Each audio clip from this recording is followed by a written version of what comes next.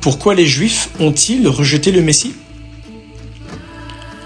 Lorsque Jésus était sur terre, les foules étaient captivées par ses paroles et impressionnées par les miracles qu'il opérait. En conséquence, beaucoup eurent foi en lui et l'acceptèrent comme le Messie, ou Christ, annoncé. Ils se disaient, quand le Christ arrivera, il accomplira pas plus de signes que cet homme en a accompli, n'est-ce pas? Selon Jean chapitre 7, verset 31. Malgré les preuves abondantes attestant que Jésus était le Messie, la majorité de ceux qui l'ont vu et entendu n'ont pas cru en lui. Malheureusement, même ceux qui croyaient en lui, au départ, s'en sont ensuite détournés. Pourquoi tant de personnes ont-elles rejeté Jésus en tant que Messie, en dépit de preuves solides? Examinons les raisons de cette attitude en nous posant cette question. Est-ce que je risque de faire la même erreur aujourd'hui? Des attentes déçues. Au moment de la naissance de Jésus, de nombreux Juifs guettaient l'apparition du Messie. Quand Jésus, alors bébé, a été amené au temple, il a été accueilli par ceux qui attendaient la délivrance de Jérusalem grâce au Messie promis, selon Luc chapitre 2, verset 38. Plus tard, bon nombre de ceux qui ont observé les œuvres de Jean le Baptiseur se sont demandé: ne serait-il pas peut-être le Christ, selon Luc chapitre 3, verset 15. Mais quelle espérance les Juifs du 1er siècle nourrissaient-ils concernant le Messie? Ils pensaient généralement que le Messie viendrait les libérer du joug romain et rétablir le royaume terrestre d'Israël. Avant que Jésus ne commence son ministère, plusieurs chefs charismatiques se sont présentés et ont prôné une résistance violente au pouvoir politique en place. L'action de ces hommes a probablement influencé les attentes des gens au sujet du Messie. Jésus se distinguait nettement de ces faux messies. Loin d'encourager la violence, il a appris à ses auditeurs à aimer leurs ennemis et à être soumis aux autorités, selon Matthieu chapitre 5, versets 41 à 44. Il a repoussé les tentatives du peuple visant à le faire roi. Il a plutôt enseigné que son royaume ne faisait pas partie de ce monde, selon Jean chapitre 6, verset 15, chapitre 18, verset 36. Malgré tout, les idées préconçues concernant le Messie exerçaient une influence très forte sur le peuple. Jean le Baptiseur a personnellement vu et entendu des signes miraculeux établissant que Jésus était le Fils de Dieu. Pourtant, quand il était emprisonné, il a envoyé ses disciples poser à Jésus cette question. « Es-tu celui qui vient, ou devons-nous en attendre un autre ?» Selon Matthieu chapitre 11, verset 3. Il se demandait peut-être si Jésus était bien le libérateur promis, qui concrétiserait les espérances des Juifs. Les apôtres de Jésus avaient du mal à comprendre qu'il serait tué, puis ressuscité. Un jour, alors qu'il expliquait que le Messie devait souffrir et mourir, Pierre l'a pris à part et commença à le réprimander, selon Marc chapitre 8, verset 31 et verset 32. L'apôtre n'était pas encore en mesure de saisir en quoi la mort de Jésus s'inscrivait dans son rôle de Messie. En entrant dans Jérusalem, peu avant la Pâque de l'an 33, Jésus a été accueilli par des foules enthousiastes qui l'ont acclamé comme roi, selon Jean chapitre 12, verset 12 et verset 13. La situation s'est bien vite renversée. La même semaine, Jésus a été arrêté et exécuté. Après sa mort, 2 de ses disciples se sont lamentés. Nous espérions que cet homme était celui qui doit délivrer Israël, selon Luc chapitre 24, verset 21. Même lorsque Jésus ressuscité est apparu à ses disciples, l'idée que le Messie établirait un royaume terrestre subsistait.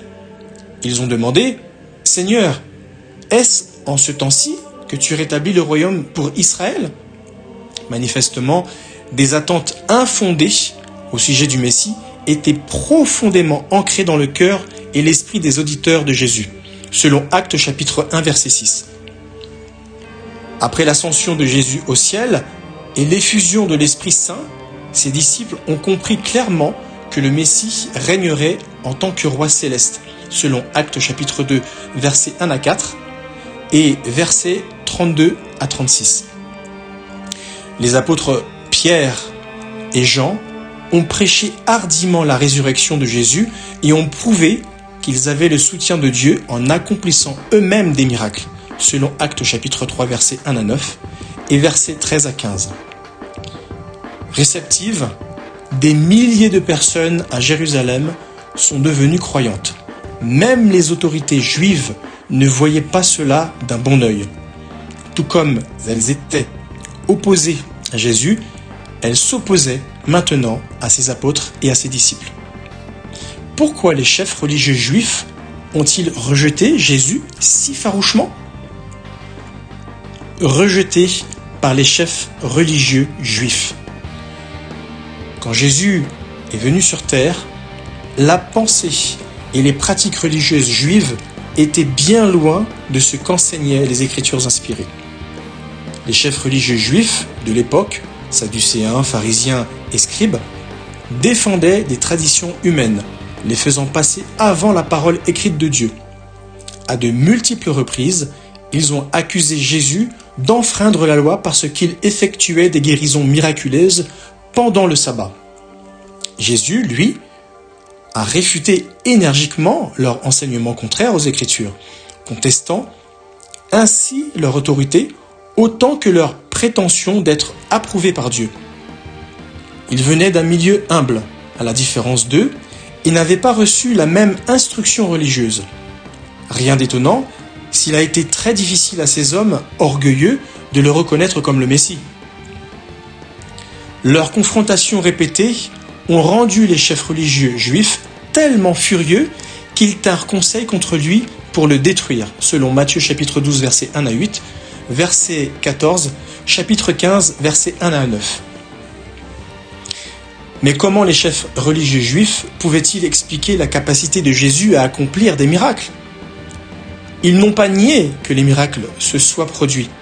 Ils ont plutôt essayé de saper la foi en Jésus en attribuant son pouvoir à Satan. Cet homme-là, ont-ils blasphémé, n'expulse les démons que par le moyen de Belzéboub, le chef des démons, selon Matthieu chapitre 12, verset 24. Il y avait une autre motivation profonde à leur refus inflexible de voir en Jésus le Messie. Après qu'il a ressuscité Lazare, les chefs des différentes factions religieuses juives ont tenu entre eux ce raisonnement. Que devons-nous faire ? Parce que cet homme accomplit beaucoup de signes. Si nous le laissons ainsi, ils auront tous foi en lui, et les Romains viendront enlever et notre lieu et notre nation.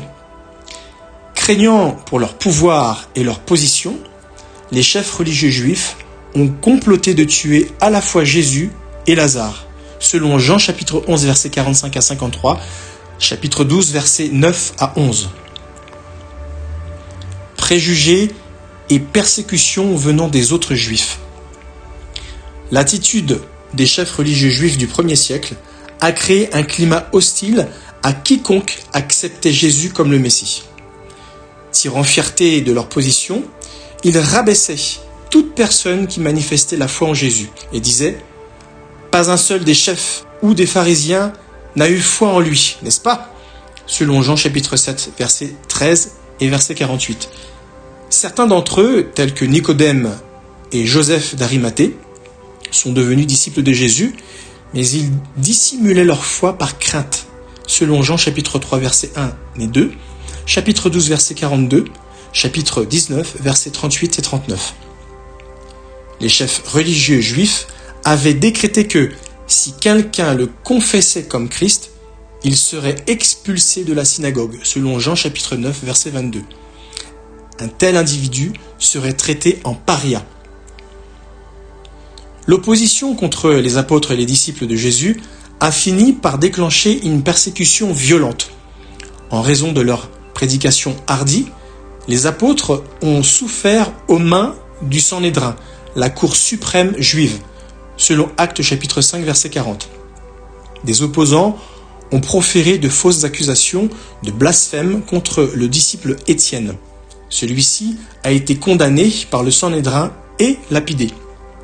Puis survint une grande persécution contre la congrégation qui était à Jérusalem. Tous, excepté les apôtres, furent dispersés dans les régions de Judée et de Samarie, selon Actes chapitre 6, versets 8 à 14, chapitre 7, verset 54, jusqu'au chapitre 8, verset 1. Saul, qui était plus tard devenu l'apôtre Paul, a participé à une campagne de persécution qui avait le soutien officiel du grand prêtre et de l'Assemblée des Anciens, selon Actes chapitre 9, versets 1 et 2, chapitre 22, versets 4 et 5. Même dans ces circonstances difficiles, le christianisme s'est répandu rapidement au cours des années qui ont suivi la mort de Jésus. Mais si des milliers de personnes sont devenues croyantes, les chrétiens n'en restaient pas moins minoritaires dans la Palestine du 1er siècle. Se faire connaître publiquement comme disciple de Christ, exposé à l'ostracisme et même à la violence. Des leçons à tirer. Comme nous l'avons vu, des opinions fausses, la pression de l'entourage et la persécution ont empêché bien des personnes d'exercer la foi en Jésus au 1er siècle. De nos jours, des idées erronées sur Jésus et ses enseignements peuvent avoir le même effet.